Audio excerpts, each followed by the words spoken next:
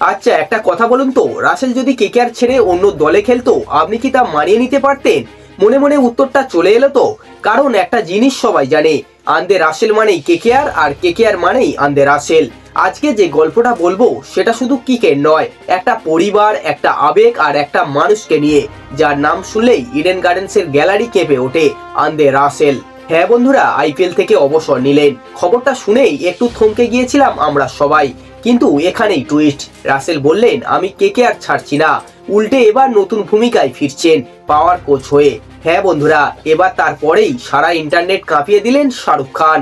SRK বললেন রাসেল তোমাকে অন্য জার্সিতে মানায় না, তুমি আমাদেরই। এই লাইনটার মধ্যেই লুকিয়ে আছে পুরোটাই গল্প। তাহলে চলুন বন্ধুরা পুরো গল্পটা শোনা যাক। এদিন রাসেল অফিসিয়ালি জানিয়ে দিলেন আইপিএল শেষ, কিন্তু কেকেআর ছাড়ছি না, এবার থেকে আমি দলের পাওয়ার কোচ। মানে আগের মতো ছক্কা মারবেন না, কিন্তু ছেলেদের শেখাবেন কিভাবে ছক্কা মারতে হয়। এটা কিন্তু হঠাৎ নেওয়া সিদ্ধান্ত নয়, রাসেল নিজেই বললেন। অবসরের আগে ভেঙ্কি মাহেশ্বর আর শাহরুখ খানের সঙ্গে একাধিকবার লম্বা আলোচনা হয়েছে, আর সেই আলোচনার মধ্যেই উঠে এসেছে রাসেল তুমি আমাদের পাওয়ার কোচ হও। কথাটা শুনেই রাসেল বুঝিয়েছিলেন কেকেআর তাকে শুধু খেলোয়াড় হিসাবে নয়, পরিবারের মতো ভালোবাসে। আর শাহরুখ খান তিনি তো রাসেলকে নিয়ে যা বললেন সেটা ভক্তদের চোখ ভিজিয়ে দেওয়ার মতো।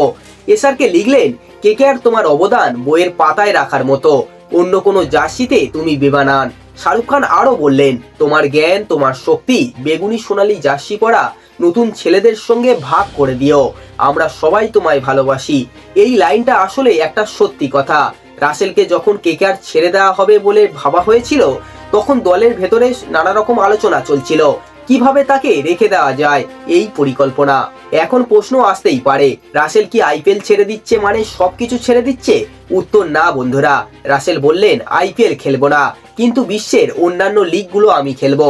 মানে ব্যাট তো থামছে না, শুধুমাত্র রং বদলাচ্ছে।